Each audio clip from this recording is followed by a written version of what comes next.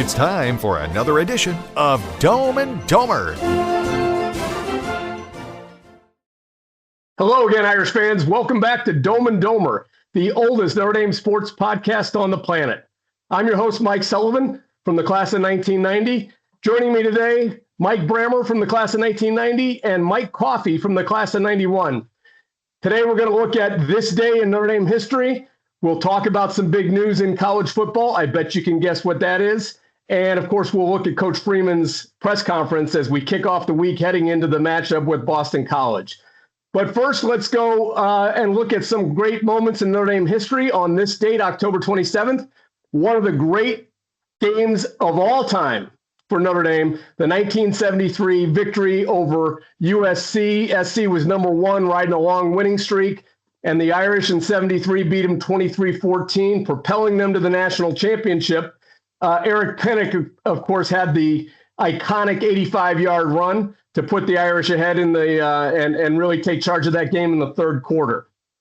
In 1979, Notre Dame beat South Carolina in dramatic fashion with a last-minute touchdown and two-point conversion. Quarterback Rusty Lish finds Dean Mastek for a touchdown, and then Pete Houlihan for the two-point conversion. Now, Lish, many of you probably think of Rusty Lish for two things. One, that game, and two, he's the guy that beat out Joe Montana multiple times, right? He was the starting quarterback in 76 and started the year in 77 as the starting quarterback and led the Irish to a victory over Pitt. And Montana was third on the depth chart, you may recall, starting out in 1977. 1984, one of Jerry Faust's teams went down to Death Valley and beat LSU 30-22. I don't think anybody really expected that outcome, given the struggles that the Irish had in the Faust era. But they pulled off the victory at LSU. We're going to talk more about LSU in a minute. 2012, big win at Oklahoma. Notre Dame, on the way to an undefeated regular season, beats the Sooners 30-13.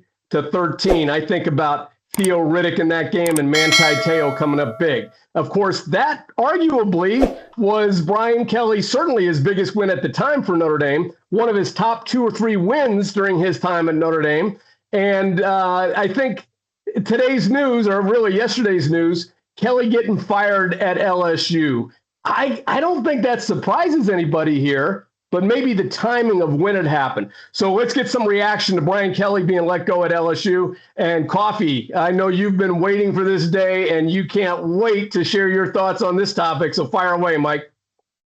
Yay, yay, yay, yay. Okay, so I don't. There's certainly a satisfaction to it. I mean, it's Christmas in October, Christmas for Halloween, whatever it is you want to call it. But it was gratifying to me to see the characteristics he showed when he was at Notre Dame that drove me absolutely up the wall. Not only did he continue to show those at LSU, but you read articles and watch some videos for LSU people are putting out, like their equivalents to like our group.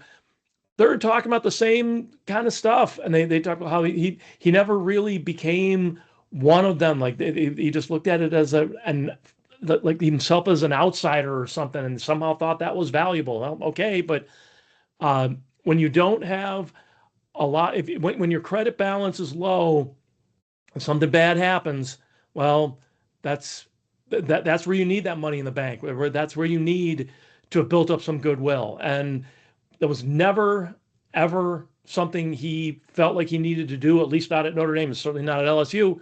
And like it did at LSU, like it did at Notre Dame, that came back to bite him. Yeah, I mean, you can't deny that he has an accomplished coaching career. And what separates him from being truly great, in my opinion, is some of those intangibles that you're talking about. He's never seemed to be a guy that really endears himself to the fan base, certainly, maybe the team, hard for us to say as outsiders, but he certainly, by contrast to Marcus Freeman, you can believe Marcus Freeman is a guy people want to play for. And you never got that sense about BK. Bram, what's your take on the whole situation? Well, I mean, obviously it's indicative of where college football is today. I mean, it used to be the coaches never got fired during the season. I mean, that was always an end of the season thing. But this just goes to show where we're at. Not only that, but the big numbers on the buyouts. I mean, you're talking a huge number. I know LSU's trying to say that it probably won't be 54, but there's a big probably there because, Brian Cully wants to walk off into the sunset. That's a great way to do it with 54 in your back pocket. Look, to be quite honestly, I'm not happy about this kind of stuff. I don't like it. I don't have any ill will towards Brian Kelly. I mean, he is a good coach. Is he a great coach? Probably not. No. And I think the evidence is there. Hate to say it, but that is. But this nature of the world that we live in today, where I was kind of struck by, you guys will laugh at this, but ESPN was showing Brian Kelly walk, and the cameraman was in front of Kelly, right almost up to his face, and Kelly's looking to, he's walking towards the stadium, and he's looking and he's waving at everybody. And I'm saying to myself, who are you waving at? Because it sure as hell ain't any LSU fans right now. And maybe it's Texas A&M fans trolling you, but I mean, that right there just spoke volumes. And I thought to myself, oh my God, he's going to lose this game. Yeah. So several points there, Bram. We talked a couple weeks ago when Penn State fired Franklin, that this is probably going to put some things in motion, right? Once the dominoes start to fall, I think everybody's in a rush to get in front of the coaching carousel so that they get their person for the next hire. And so now you see, multiple coaches being fired in midseason. And I think, Florida State, that seems like that's another domino that's going to fall. I wouldn't at all be surprised to see Brian Kelly coach again and not collect all the $54 million from LSU you alluded to. I could see Brian Kelly being a very attractive candidate at a number of places. Florida State being one of them, right? If they fire Mike Norvell, why wouldn't Kelly be it's hard to imagine an athletic director saying, here's one ignore. Here's one problem that I think is a glaring problem. My brother Mark, I'll give him a tip of the cap because he brought this up and I didn't think about it until I mentioned it, but Brian Kelly effectively went to LSU by himself. He didn't bring any top assistants with him. I mean, he brought the special teams coach. I mean, that was pretty much it. And who's he going to bring with him now? I mean, who's Brian Kelly going to Florida with? And how does he sell that? Hey, I'm going to bring the guys that we just went 5-3 with me. I mean, I don't. That's part of the equation too. And I don't know about that. I don't know about that. Literally don't know, and neither I'm just saying that's a piece of the puzzle. My point is that there are all kinds of coaches that are going to be out of work. Yeah. And all kinds of people that are going to need a job. And to, I think we're so close to the whole Brian Kelly thing and the hard feelings that we all have about how he left and the personality of the person. But if you're an AD, how do you ignore that CV that has 3 college football playoff appearances, undefeated regular seasons at multiple Power 4 schools, 300 plus career wins? I mean, who's out there that's going to look better on paper? And again, we all look beyond the paper and look at all the intangibles, but I got to believe that there are high profile jobs and ADs out there who are going to take a hire Brian Kelly. I just think he's going to coach again. Coffee, he very well may, but I think it's the good ADs, the guys who really know what they're doing, who factor the intangibles in, though. I mean, he has one thing to look at. You can look at Brian Kelly's resume and say, oh, he won all those games. It doesn't talk about how his record at Notre Dame was until the schedule got loosened up a little bit. That's just fair. Too many.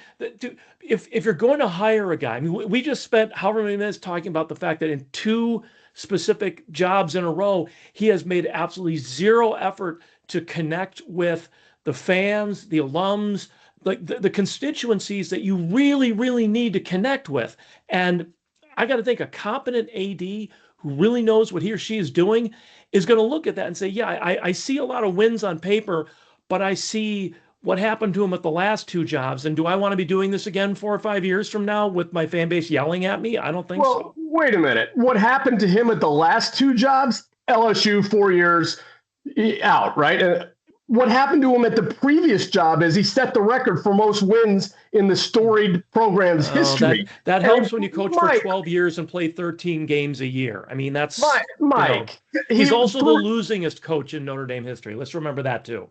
I understand your point about tenure and the length of the season, but it seems disingenuous to say that 3 undefeated seasons and college football playoffs what was his record against top 10 teams? This is what makes him good, not great. I'm not arguing that he is Newt Rockne or Ara Parseghian. I'll completely cop to him being a good coach. Absolutely. But the programs we're talking about, like the Penn States, the Florida States, and a friend of mine said, if there's a God in heaven, Michigan will fire Sharon Moore and hire James Franklin, and then Penn State will hire Brian Kelly, and we'll be able to compartmentalize all our hate in one little box. Yeah. So, but I honestly do think, though, I mean, being a college football coach, the difference between being a college football coach and a pro football coach is college football, the recent changes notwithstanding, still has an emotional component to it. There's still rah-rah, and I don't say that pejoratively, like stuff for the school, like following your school, supporting your school. There's energy there. And the really good college coaches know how to harness that energy, not in all areas, recruiting, game day, all those things. Marcus Freeman, I think we would all agree, is very, very good at harnessing that energy. And I think that's part of what is making his tenure at Notre Dame so far to be pretty successful. Brian Kelly, he might be better off as a coordinator in the NFL. I mean, then you don't have to worry about going to admin lunches or recruiting or any of that stuff. I mean, those are the things of the job that he's bad at. And in college football, bad at. I agree. Those things are still important.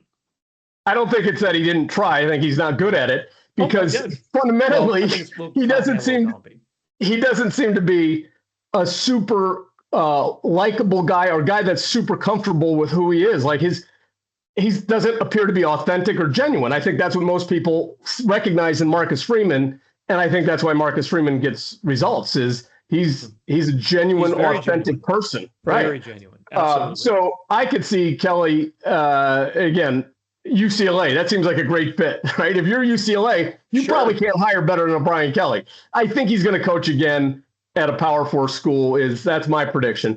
I don't think he's going to win a national championship anywhere. And to me, I don't harbor any ill will towards the guy, except for the way he left, of course, rubs you the wrong way, right? To say, hey, you can't win at Notre Dame to the level that we expect.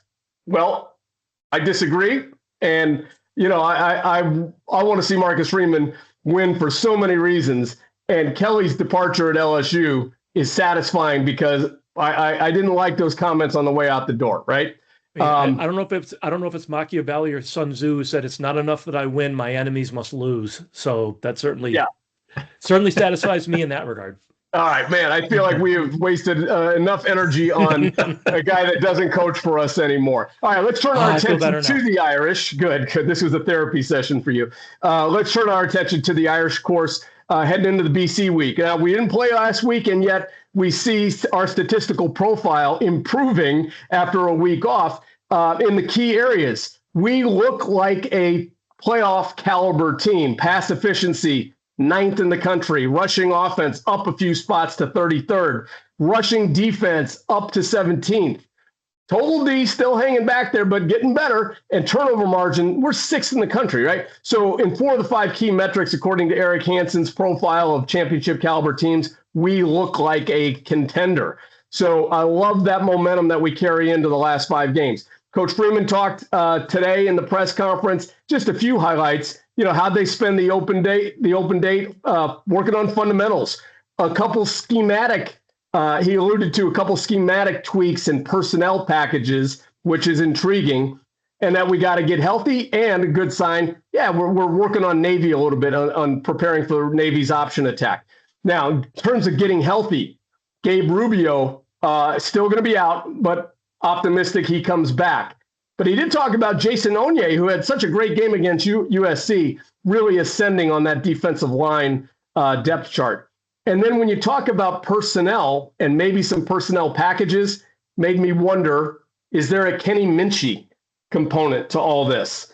Would you guys like to see a goal line or short yardage package with Minchie? Any thoughts on that? Now, not that Kelly, God help me, Freeman didn't say they were going to do that, but he alluded to some. No, he brought him up. I mean, he talked about him. I mean, I did not expect him to talk about Kenny Minchie, and he did. I think he has high praise for him just because of the work ethic that he brings to the game. That would make some sense, actually, if Minchie, number one, saw some time, if we can get it to him. Now, I know that's a real fine line you got to walk because C.J. Carr needs as many snaps as he can get. But I do like the idea. I would love to see him come in on the 10-yard line.